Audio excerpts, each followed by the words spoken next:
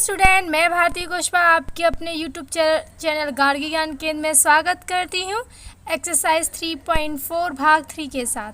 जैसा कि मैंने एक्सरसाइज आपको 3.4 भाग 1 भाग 2 में ऊपर के क्वेश्चंस करा रखे हैं।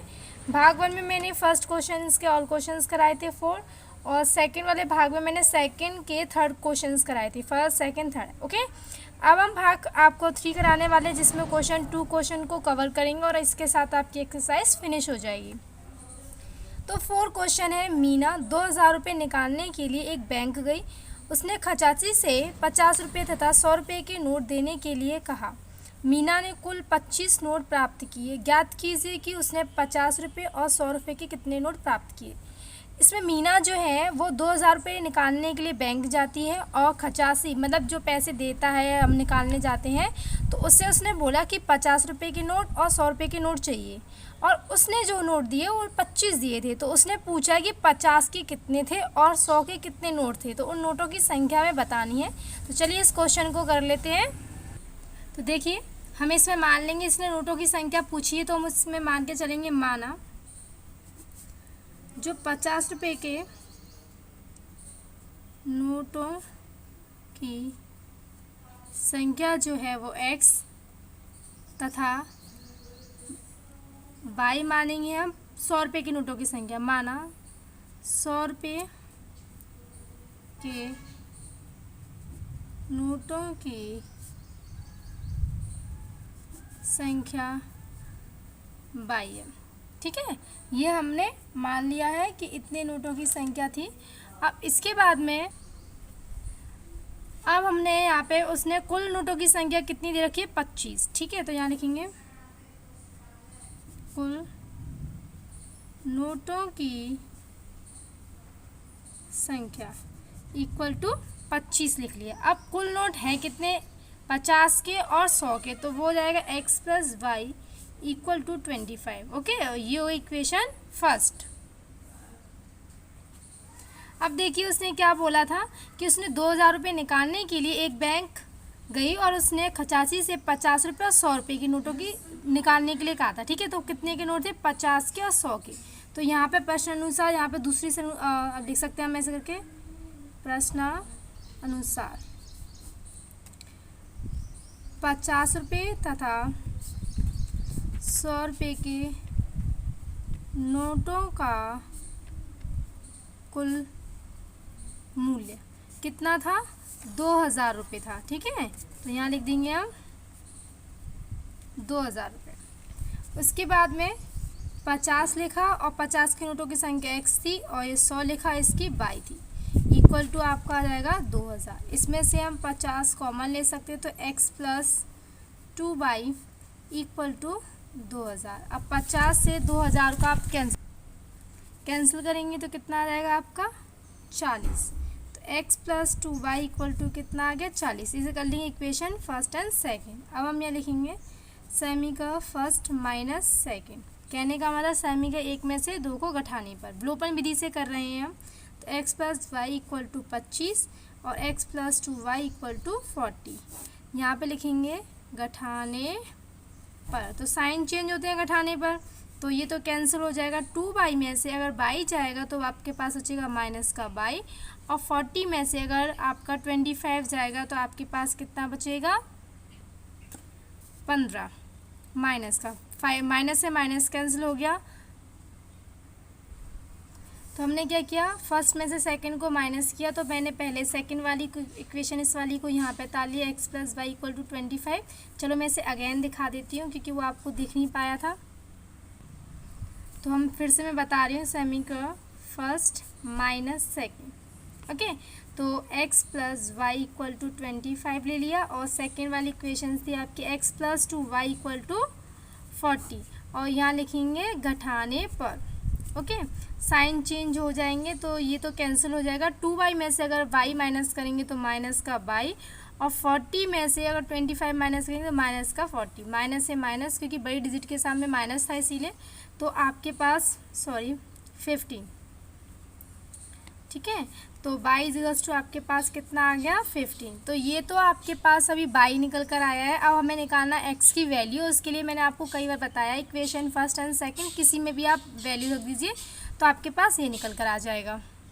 तो y इक्वल्स टू 15 हो गया। तो आप लिखेंगे समीकरण फर्स्ट में y बराबर 15। तो समीकरण फर्स्ट आपका मैं यहाँ लिख देती हूँ जिससे आपको दिखाई दे क्या था, x plus y equals to था 25। आपको नहीं लिखना है यहाँ पर, वो तो मैं यहाँ लिख रही हूँ क्योंकि आपको वो दूसरे वाले पेज का दिखाई नहीं दे रहा होगा। ओके, उसके बाद में इसमें रख दीजिए y की जगह पे वैल्यू। तो x प्लस 20 y के पे कितना आएगा 15। तो लिखेंगे 15 इक्वल टू 25। फिर x इक्वल्स टू 25 माइनस 15। तो x इक्वल्स टू कितना आ गया आपके पास 10। तो ये आपके पास x की वैल्यू निकल कर आ गई। तो हम लिखेंगे अतः, ठीक है, हमसे जो पूछा था वो लिखेंगे अतः। पहले तो रेखीय सेमी का युग्म पूछे थे तो वो लिख लीजिए। x plus y equal to 25 थी आपकी एक, और दूसरी वाली जो इक्वेशन थी वो आपके पास था x plus 2y equal to 40। ये क्या थे आपके रेखिक समीकरण। तो इनको लिख लेते हैं रेखिक समीकरण युग्म, ठीक है। तथा उसके बाद उसने क्या पूछा था आपसे, 50 रुपये के नोटों की संख्या। तो लिखेंगे 50 रुपये के नोटों की संख्या। तो 50 रुपये के नोटों की संख्या हमने x मानी थी और वो कितनी आई है आपकी 10। तो यहाँ लिख देंगे 10, ठीक है। इसी तरीके से 100 रुपये के नोटों की संख्या वो हमने मानी थी y, और y की वैल्यू आई थी आपकी 15। तो आएंगे 15। तो ये आपके पास हो गया क्वेश्चन सॉल्व। ओके, अब हम चलते हैं नेक्स्ट क्वेश्चन एंड इसका लास्ट क्वेश्चन इस एक्सरसाइज का। नेक्स्ट क्वेश्चन आपका सेकंड का 5 क्वेश्चन है। किराए पर पुस्तक देने वाले किसी पुस्तकालय का प्रथम 3 दिन का एक नियत किराया है तथा उसके बाद प्रत्येक अतिरिक्त दिन का अलग किराया है। सरिता ने 7 दिनों तक एक पुस्तक रखने के लिए 27 रुपये अदा किए, जबकि सुसी ने एक पुस्तक 5 दिन तक रखने के लिए 21 रुपये अदा किए। नियत किराया तथा उसके प्रत्येक अतिरिक्त दिन का किराया ज्ञात करिए।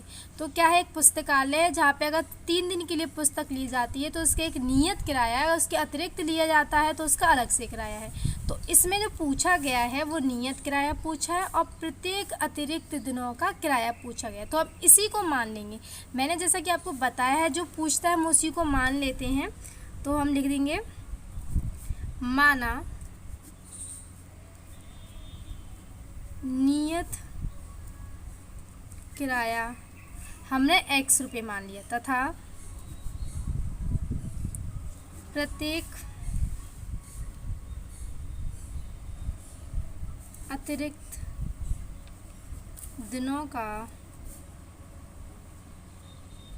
किराया 22 रुपये, ठीक है। तो हमने क्या मान लिया, अतिरिक्त दिन का किराया मान लिया और नियत किराया हमारे पास आ गया। पहली शर्त अनुसार कर लेते हैं। तो यहाँ लिखेंगे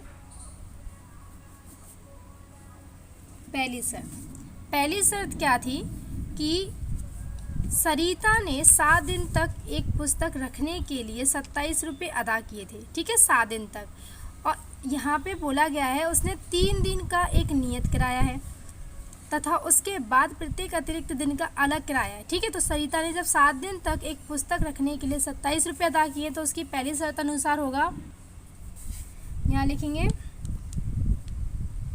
3 दिनों का नियत किराया प्लस, तो कितने, एक यहाँ पे बोला हुआ है 7 दिन, तो 7 में से 3 तो नियत किराया हो गया तो बचेंगे 4। तो 4 दिन का अतिरिक्त किराया लगेगा। तो लिखेंगे अतिरिक्त दिनों का किराया, और ये कितना था 27 रुपये, ठीक है। ये था आपके पास 27 रुपये। अब नियत किराया हमने माना था x प्लस 4, अतिरिक्त किराया माना था y इक्वल टू हो गया 27, और ये इक्वेशन आपकी फर्स्ट हो गई। तो मतलब आपका रेखिक समीकरण आपका एक आ चुका है। तथा अब दूसरी शर्त अनुसार लेंगे, दूसरी शर्त अनुसार, ठीक है। तो दूसरी शर्त अनुसार क्या है, उसने देखिए उसके बाद क्या बोला, 7 दिन का तो हो गया, फिर बोला है जबकि सुशी ने एक पुस्तक 5 दिन तक रखने के लिए 21 रुपये अदा किए, तो 5 दिन की बात कर रहा है। ठीक है, जब 5 दिन की बात करेगा तो इसके लिए हम क्या करेंगे, 3 दिनों का नियत किराया प्लस, तो 5 दिन ली थी उसने पुस्तक, तो क्या होगा 3 दिन का तो आपका नियत किराया आ गया। ठीक है, और 2 दिन का क्या आएगा, अतिरिक्त किराया।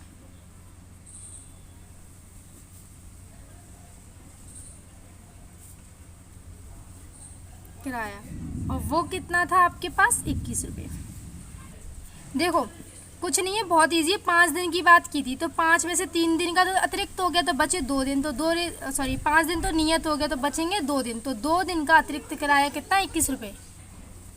तो हो जाएगा आपका 3 दिन का नियत किराया, तो आपका हो गया x। अच्छा, एक और चीज़ पे ध्यान नहीं दिया, यहाँ पे बोला है 3 दिन का नियत किराया, और नियत किराया तो सिर्फ हमने x माना था, तो ये होगा आपका x + 4y = 27। और यहाँ पे 3 दिन का अतिरिक्त किराया वो तो नियत है, तो वो हमने क्या माना है, x माना हुआ है, प्लस 2y = 21। तो आपके पास हो गया x + 2y = 21। तो ये होगा इक्वेशन सेकेंड। अब इसको हम हल कर लेते हैं, तो लिखेंगे सेमी का फर्स्ट। अच्छा, इसमें देखो ये भी x है, ये भी x है, तो माइनस करने पर, ठीक है, तो x + 4y = 27। कौन सी विधि लगाई हमने, ये ब्लोपन विधि। ओके, 21 यहाँ लिखेंगे घटाने पर साइन चेंज होते हैं, आपको पता है, ये कैंसिल हो जाएगा। 4y में से अगर 2y जाएगा तो बचेगा 2y = 27 में से 21 माइनस करेंगे तो आएगा 6, और इससे इसको कैंसिल करेंगे तो आएगा 3, तो y = कितना आ गया आपके पास, 3।